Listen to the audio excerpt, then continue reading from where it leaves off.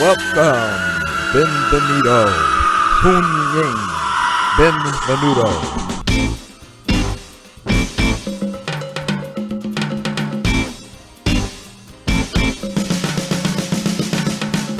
The world is getting ready to be set on fire with the new podcast, Souls of Solidarity, coming to the Mystic 7 Record and Film YouTube channel.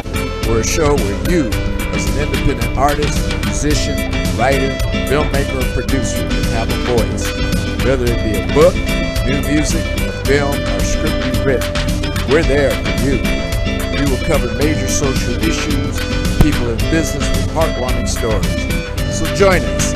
Grab a drink, a joint, whatever your fancy, and buckle up with the roller coaster ride of the century. Join us to the journey of the center of entertainment, as new independent artists, upcoming filmmakers, new and exciting authors share their voices. Again, join us every Saturday after 8 p.m. for Souls of Solidarity. Today's show, we have an interesting topic that we're going to start exploring. We're going to do a 5-part series on jazz. And I just thought it would be interesting to pull out one of my 13 guitars and play a little bit and to get this show started. So everybody, come on in to today's show, grab a joint, your favorite libations, or whatever your fancy, and come and join me on the center of entertainment.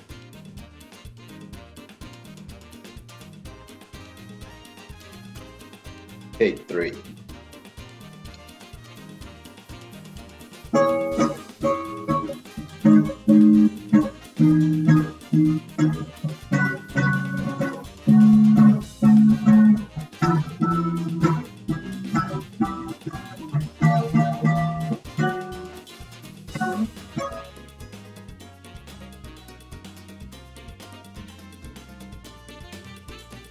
Welcome everybody. For the next hour, grab your favorite libations, a joint, or wherever you're fancy, and come along with me to our journey to the center of entertainment while we share, and we're going to discuss many interesting topics today, what's important in the world of music. So, therefore, we exist to give you a platform. So come along with me. You're wondering why I brought my guitar with me? Because one of the things we're going to talk about has to do with guitar. And so flip that dial, pull up a chair, get your favorite libations, joint, wine, whatever turns you on, and join Mystic 7 Record and Film's Souls of Solidarity. So here we go. Before we get on the topic of jazz and music, I want to address something real quick, and I'm not going to get into a long drawn-out thing about it. I want to open my first topic about some of the dialogue I recently heard on YouTube between Stephen A. Smith and Kwame Brown and the Breakfast Club and various other parties involved with the diatribe between them. Now, I'm a little disturbed that we attack each other in such a public display, entertaining so-called white media, as I sometimes call it. You know, why do we belittle each other as African Americans in public when there are a lot of other people struggling enough with the economic oppressions life has thrown our way?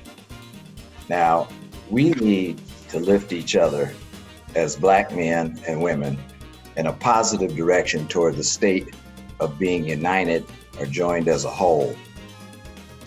You know, we must continue to join forces with each other for total economic ownership, which in turn creates powers for African Americans.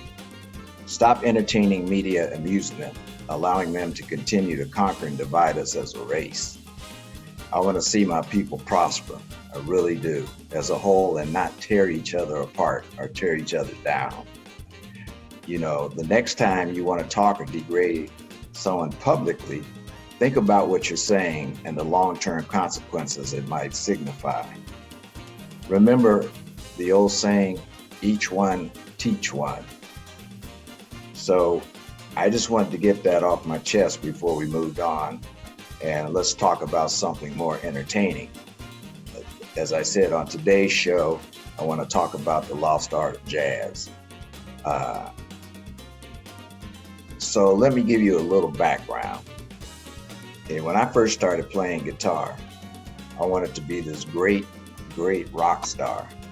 So I started listening to various rock and blues artists, and then my father came to me one day and said, if you want to be a great guitarist, you need to listen to the jazz greats. And since, he had grown up in New York, and he was from that Duke Ellington, Sarah Vaughan, Billy Eckstine era. And then one day he gives me a Charlie Christian album. And, he told me to listen to it. So after that, I listened to the man, Charlie Christian, play the guitar licks that he did, and I was hooked. I realized that if I could play jazz, I could play anything. And that was one of my reasons as a touring musician, I was able to tour so much, because I did have a jazz background, but I was able to play rock and blues and folk and anything because of my jazz knowledge. And so, jazz was such a great influence on me. And it seems that it is a lost art amongst African Americans who invented it. So I decided to do a 5-part segment on various instrumentalists.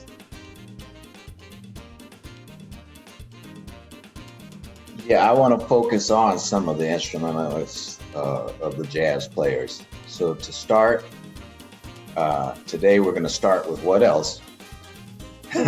My favorite instrument, the guitar, the 5 greatest jazz guitar players. But first, let me give you a little history on jazz, okay?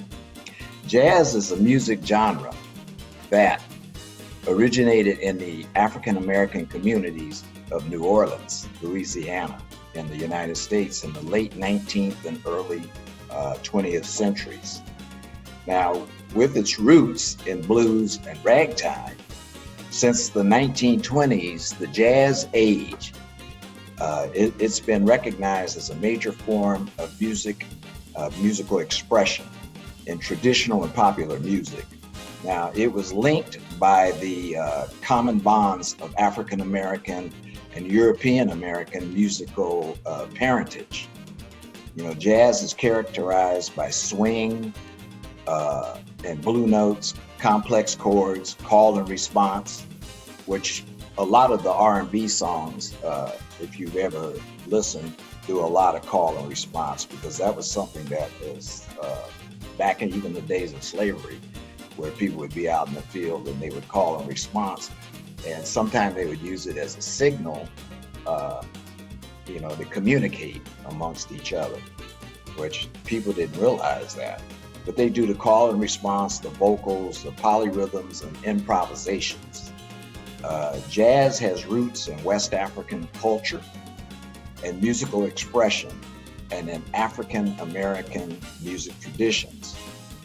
Now, as jazz spread around the world, it drew on national, regional, and local musical cultures, which gave rise to different styles. New Orleans jazz, which began in the early 1910s, combining earlier brass band marches, French quadrilles, biguines, ragtime and blues with collective polyphonic improvisation. Now, in the 1930s, heavily arranged dance-oriented swing big bands, Kansas City jazz, a hard swinging bluesy improvisational style, and then gypsy jazz, a style that emphasized musette waltzes. They were the prominent styles. Now, bebop, which you heard through Charlie Parker, Bird, and all them, it emerged in the 1940s, shifting jazz from danceable popular music toward a more challenging musician's music. which was played at a faster tempo and used more chord-based improvisation. Now, cool jazz developed near the end of the 1940s, introducing a calmer, smoother sound and long, linear melodic lines. Now, the mid-50s, was the emergence of hard bop, which influenced from rhythm and blues, gospel, and the blues, especially in the saxophone and piano playing. Now, modal jazz developed in the late 1950s, using the mode or musical scales as the basis of musical structure and improvisation, as did free jazz. Now, modal jazz was based on the church scales that they had, and I don't know the period, but a lot of those scales come from the church modal scales, and I'll have to look it up to give you the exact period of it, but that's where a lot of those scales that we use in jazz today came from. And so, it explored playing without regular meters, beat, or formal structure. Now, jazz rock fusion appeared in the late 1960s and early 1970s, combining jazz improvisation with rock music's rhythms, electric music, electric instruments, and highly amplified stage sound. Now, in the early 1980s, a commercial form of jazz fusion called smooth jazz became successful. And that's more of your like Kenny G. George Benson did some smooth jazz, but he comes a lot from the older school because he was taught by some of the older jazz greats. Wes Montgomery comes to mind. And you had Larry Carlton, different people who did that. Dave Koz, people like that. They did that smooth jazz, and it garnered a lot of radio airplay.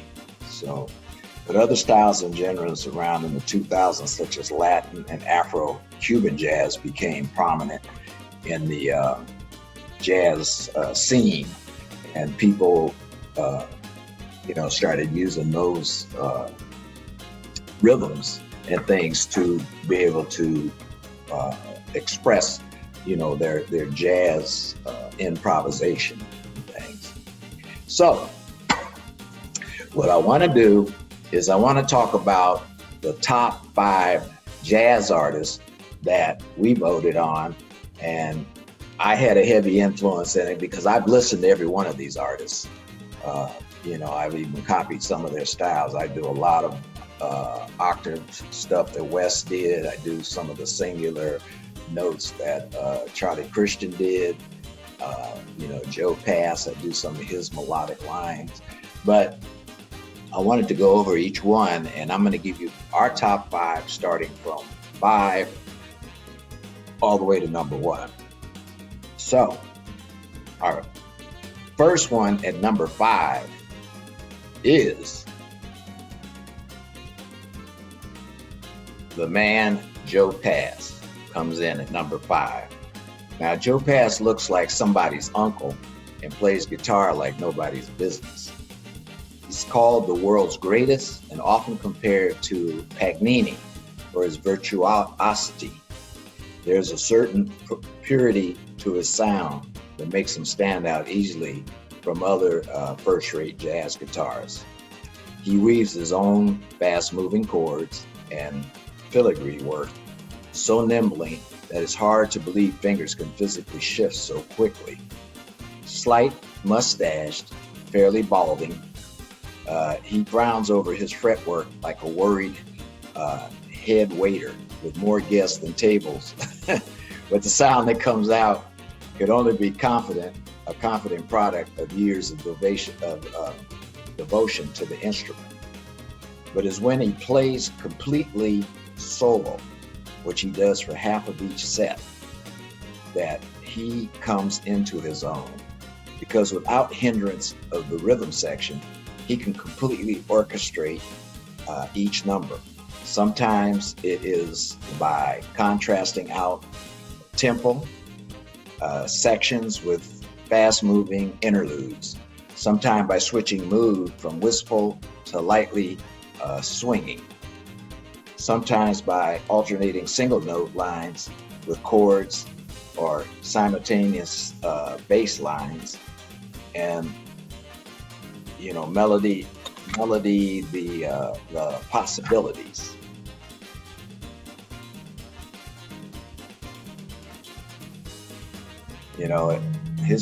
Those possibilities seem endless. Now, luckily, there's a new LP by him which captures all of this on vinyl, as someone had the usual good sense to record him all alone. It is called Virtuoso, and rightly so. Now, Pass had an interesting life. He was born in New Brunswick, Germany, January 13th, 1929. Pass found work as a performer at an early age of 14, and then he played with bands led by Tony Parker, Charlie Barnett. And if you don't know these people, look them up. They take their names down from the episode and look these people up. He was honing his guitar skills while learning the ropes of the music industry. He began traveling with small jazz groups and moved from Pennsylvania to New York. Within a few years, he had developed an addiction to heroin, which kind of took over a lot of things in his life as his addiction to heroin. He moved to New Orleans for a year and played bebop for strippers. Pass revealed to Rolling Stone that he had suffered a nervous breakdown in New Orleans because he had access to every kind of drug there was, and he was up for days. He wouldn't sleep. He'd come to New York a lot, then get strung out and leave. So Pass spent much of the 1950s in and out of prison for drug-related convictions, but it didn't hinder his guitar playing because the man was a virtuoso on guitar. So anyway, we had him come in at number 5. Now, number 4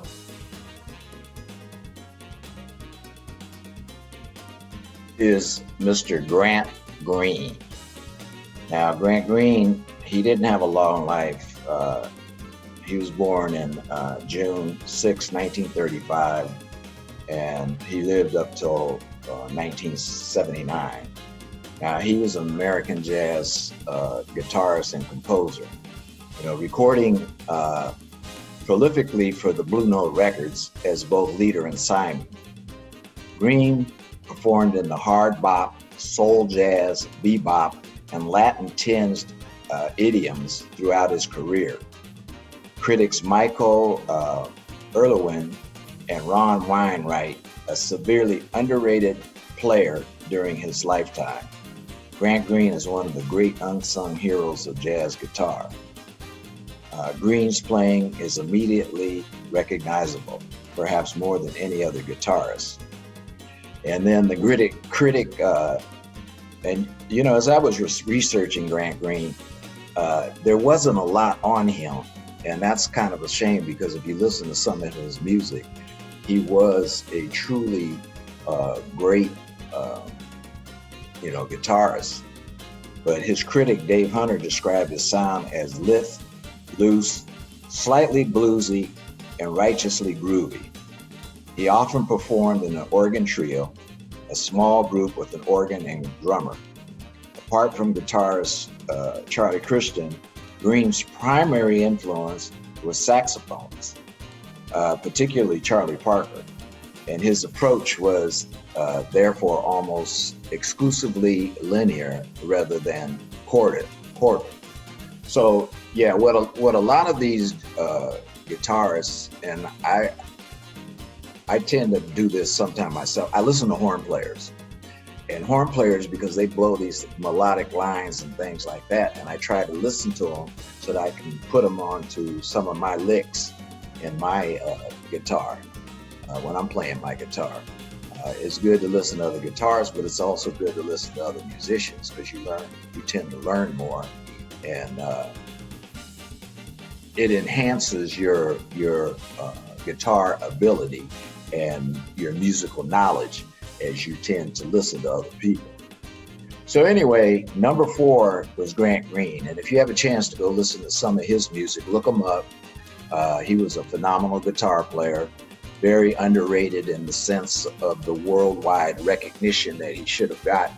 But anyway, that's neither here nor there. He's gone on, but check his music out. You might learn something from it. So then our next guitarist at number 3 is the man who I idolize and listen to a lot of his music because a lot of my style came from listening to him, and that's the man Wes Montgomery. There's no one who picked up a guitar and played jazz that had not been influenced by Wes Montgomery. And if you don't believe that, listen to some of George Benson, even Kenny Burrell, some of the other artists who were after him. Listen to some of their styles and you'll see that Wes style. But he's one of my idols, and the fact that he died relatively young has no way, in some way it's diminished his reputation, but to me, he's still one of the greats. And yet his catalog of recordings is a testament to his brilliance, along with Jimmy Smith, the organ player. And, Jimmy was the one who played that Hammond B3. Montgomery did so much to encourage people who are perhaps a little fearful to give jazz a try. Now, his name was John Leslie Montgomery, is what he was born, but he got the name Wes when he was a teenager. It's a corruption of his middle name. Born on March 1923 in Indianapolis, Wes followed in the footsteps of his bass-playing older brother, Monk, and took up the 6-string guitar when he was 20, which is really a late age for a guitar player. Having played a 4-string guitar since he was 12, later their piano and vibe-playing younger brother, Buddy, he joined the family of musicians, and he learned the guitar from listening. Now, this is funny how influential Charlie Christian was, because Wes learned guitar from listening to Charlie Christian records. He was note perfect on his hero solo, and also taught himself to read music.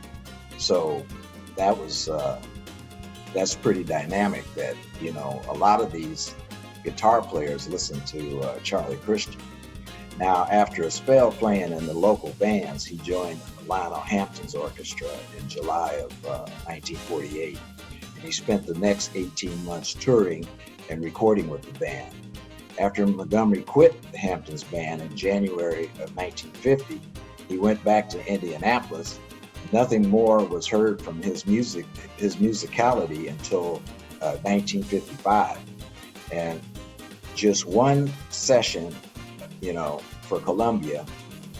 In 1957, the three brothers and trumpeter Freddie Hubbard, they recorded together. For the next 2 years, the Montgomery brothers recorded for World Pacific Jazz, and Wes in particular began to build his reputation as a gifted guitarist, So he had that very unique style.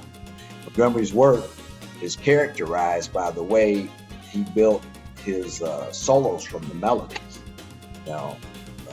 His original imagination created seemingly simple solos that often surprises the listener, but always felt just right when he was playing. I mean, it's like he was preeminent from his time, onward, because his much loved, unique tone was in part derived from using his thumb rather than a pectorum or pick, as we call it. So just a month after his last ever recording session with A&M, and shortly after returning from a tour with his quartet, Montgomery woke up feeling unwell. And within minutes, he had a heart attack and died instantly. He was only 45 years when he passed at the peak of both his fame and success. And if you listen to a lot of the West Montgomery, one song I love, and I mean, if you guys have a chance, go listen to it. Look up YouTube or whatever, Bumping on the Sunset. Bumping on the Sunset was the kick. I used to listen to that song. I learned it note for note. It was such a good song. But if you get a chance, go listen to his stuff. I mean, Wes was an amazing guitarist that just brought those octave solos and octave melodies, to the guitar like nobody else. So we brought him in at number 3. Now, number 2 is Django Reinhardt. Now, at the same time, Europe also had a virtuoso guitar soloist. His name was Django Reinhardt. Now, he was limited to using only 2 fingers on his left hand.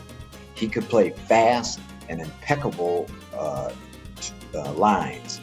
Django Reinhardt is the most important figure in Monachi jazz and the most renowned non-American jazz artist of all time.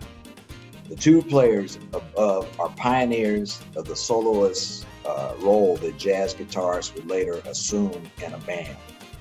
Now, in 1928, that gypsy jazz guitar player, which that's what they considered him, a gypsy jazz guitarist, Django Reinhardt, he met Stefan Grappelli, a violinist with whom he would maintain a career-long relationship. Now, they were both struggling youthful musicians, trying to make their way out to the jazz scene. In 1933, they eventually had the good fortune to perform with each other in the quintet of the Hot Club of France, which also highlighted Django's brother Joseph on rhythm guitar. In the incarnation of the Hotel Claridge Orchestra. Now, the Ultraphone Record Company gave the band a record deal in 1934, and their first record sent shockwaves throughout the European jazz scene. This spawned a sequence of band recordings which would elevate the group's acceptance and enable them to play live concerts, the live concert halls. So it was around this time that the first collection of Django Reinhardt's jazz guitar tabs were compiled. And now he has this recording, a recommended album is the classic early recordings in chronological order by Django Reinhardt, which if you have a chance, look him up and listen to some of his music. He has some interesting techniques that he does. And if you're a guitar player, study these people that we're talking about. Now, let's move on to number 1, who we voted on.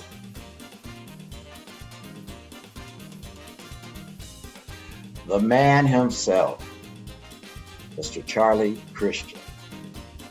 And I'm going to give you his recommendation of what you should listen to in this man. And then I'm going to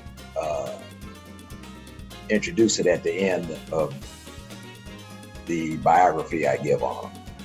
Now, he had a Charlie Christian album called Solo Flight, The Genius of Charlie Christian.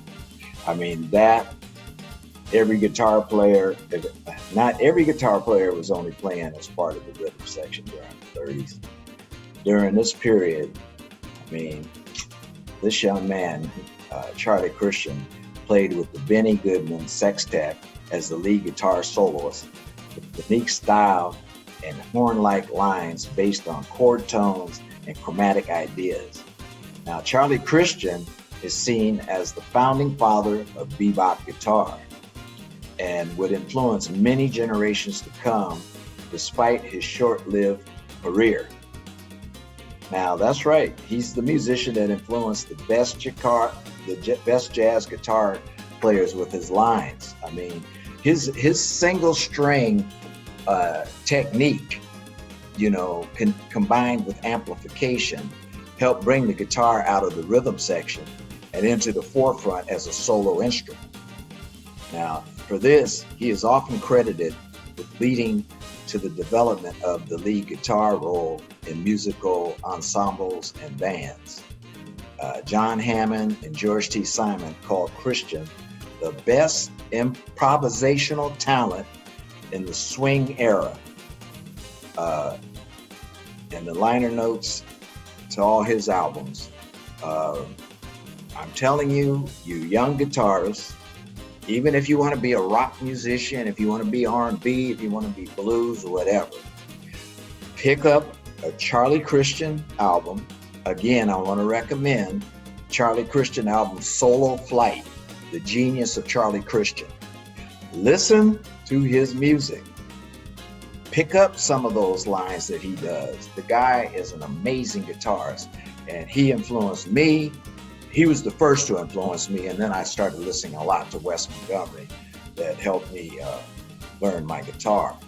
So, but definitely, I gave you our 5 best guitarists, and in our next segments, we'll talk about horn players, saxophone players, trumpeters, things like that.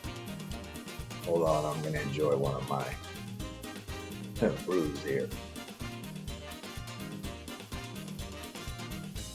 So, go and listen to them. And don't just take my word for granted. Listen to them and make your own opinion.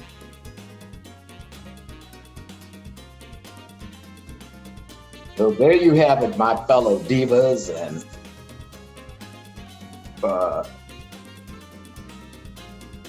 beautiful women and everybody else out there.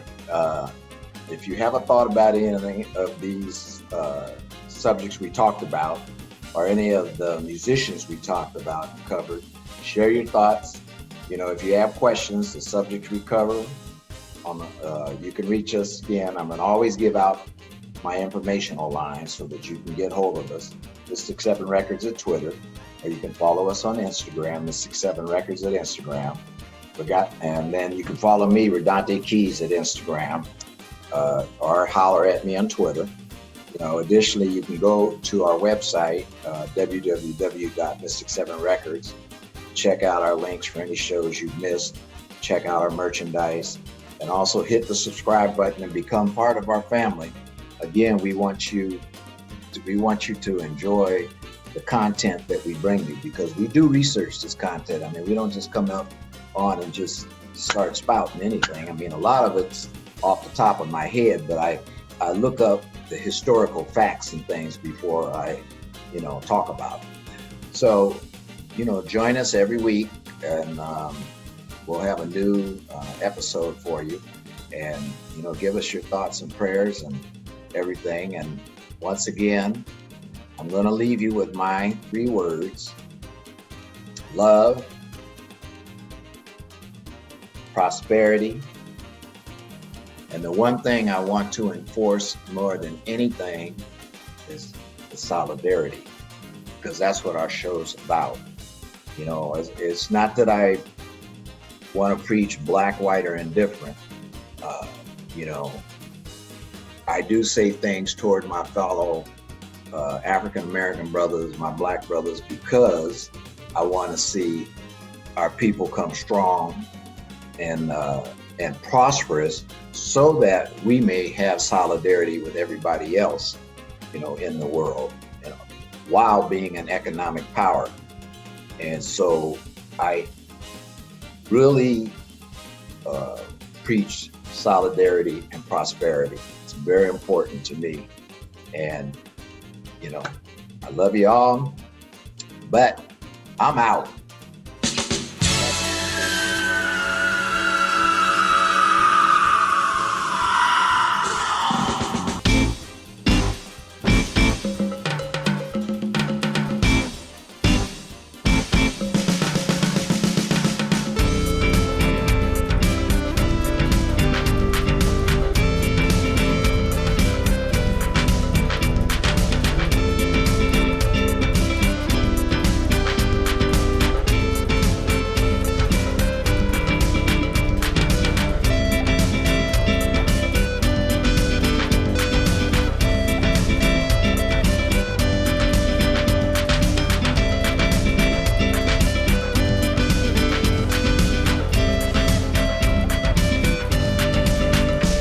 She's hot, she's smooth, she knows how to use it.